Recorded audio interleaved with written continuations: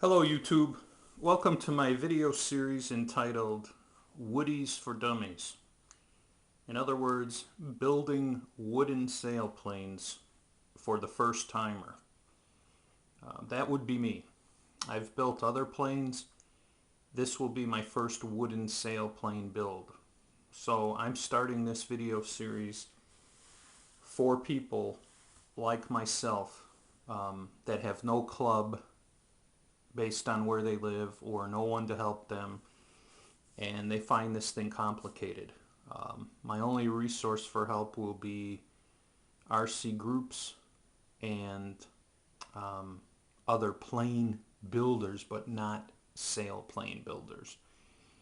So with that, I hope this video series will serve people that want to get a kit but are too intimidated. They just say, man, there's that box of sticks. I could never do that. I hope this will serve to show people you can do it, and once you do the first one, the subsequent ones will be easier. So with that being said, let's jump right into it. What you're looking over on the right hand side is a flashlight on top of suspended ceiling tile, and underneath the suspended ceiling tile is a hollow core door. Mine is 24 inches wide. That's only because it fits my table. You may want a wider one or a thinner one. On top of the suspended ceiling tiles are the plans, which will be cut up to fit when you're building the wing, stabilator, etc. And I would like to stress that these are a copy of the plans. This cost me $11 to get this big plan copied at Kinko's, but you want to keep a set of plans and you want to cut up the copy. So that's what I'm doing. Moving along to the left back corner, you will see a roll of paper towels. I cannot stress having paper towels and rags available when you are building, because if you don't think you're going to spill something, drop a cup of epoxy, whatever it may be, you do not have much time and you want to get that wiped up as soon as possible. So I would have rags, paper towels, plan to spill, in other words. In front of the paper towels, you see the various types of glues you will need. The yellow cap in the back is epoxy. There's a second part to that. There's resin and a hardener, but I only have one bottle there. Then you have CA glues. I will be going with thick and thin.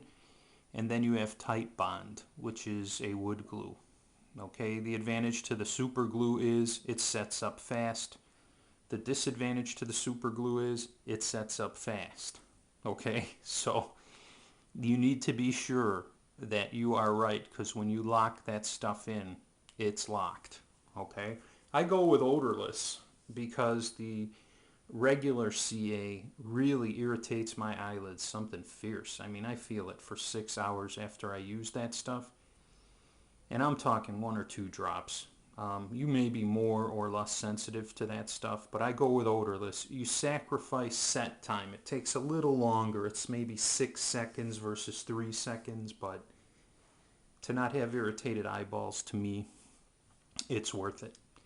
In front of that is a piece of cork holding down wax paper, which you probably can't see very well. That's just to protect the plans as you're building so the glue doesn't stick to the paper and then you have a paper blob on your wood structure.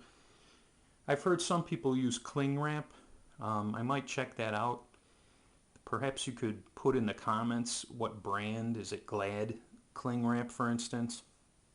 Also, while we're on the subject of comments, really quickly, I hope the comments for this video, or the comments area for this video series, will be used to suggest improvements or tell me what I'm doing wrong, or say, you know, there's really a better way to do that.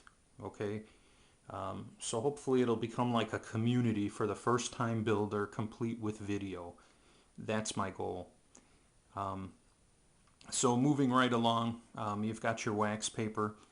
Then you have the instructions for the Bird of Time kit, which I have to say, compared to other kits I've built, these instructions are horrible. They are not detailed enough. They do not show detailed pictures. I'm sure I'm going to make some mistakes just because I think I know what they're saying, but I really didn't understand what they were saying.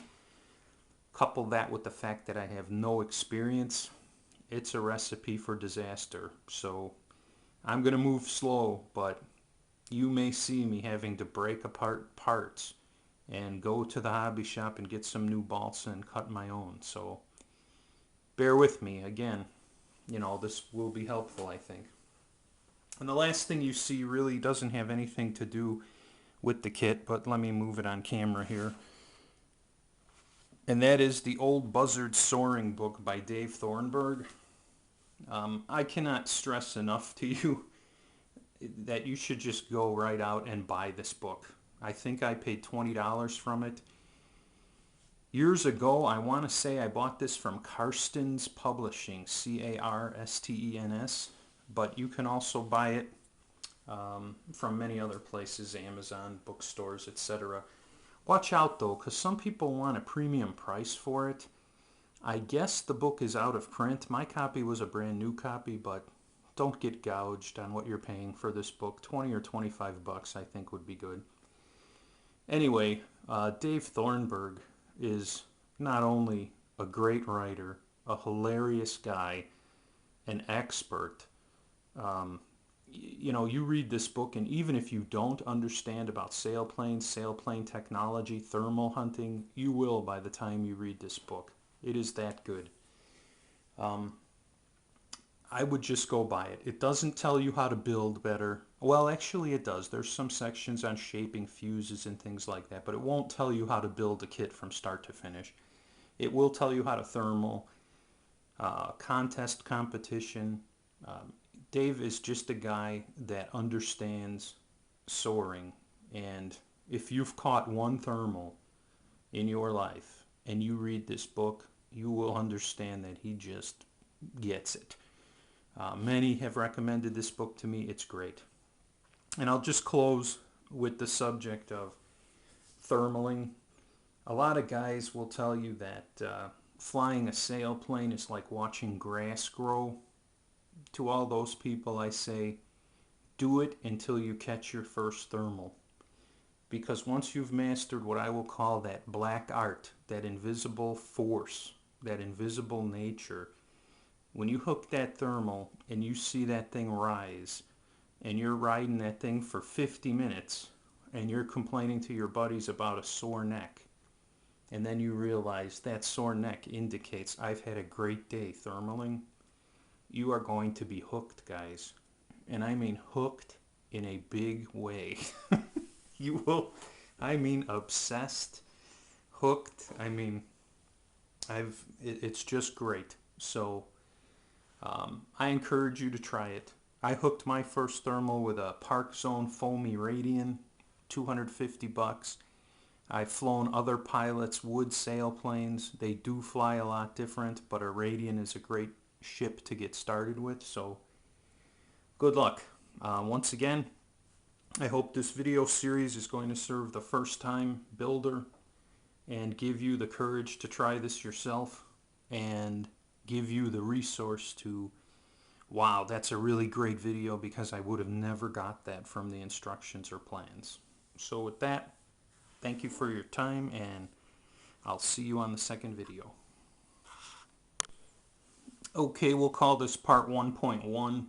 Just some obvious things you're going to need, but I thought I would mention them in addition to what I'm showing here. And there are probably more, guys, so if I forget something, you'll see it being used later, or feel free to put it in the comments. One is pins, T-pins. You're going to need to pin your parts to the plan in some cases to hold them while the glue is drying. Second is an assortment of sandpaper. I go 80 grit through 400. Some guys go 80 grit through 220. The instruction manual, which I'm looking at now, what do they say? They say 50, 80, 150, and 220. So you can go with that if you want. Obviously, you're going to need some kind of razor knife, an X-Acto or an Excel to cut the parts. I would also recommend a razor saw and a miter box for that razor saw for when you're cutting the spruce. and the basswood, or whatever this kit uses. I'm not sure which, but the hardwoods basically. You'd be there all day with an X-Acto knife. Some squares. You're going to have to square things up later. I had some aluminum blocks made. I'll show you those. They are perfectly square on all sides, so when I'm squaring up ribs and stuff, I can just butt them on both sides, hit them with the glue, and bang. Got that perfectly square joint. An assortment of rulers, straight edges. Here's a cheap wood one. I have long steel ones. Small scales for convenience, such as that. So things like that. A pair of safety glasses might be wise, depending on what you're doing. I like digital calipers or micrometer, whatever you prefer.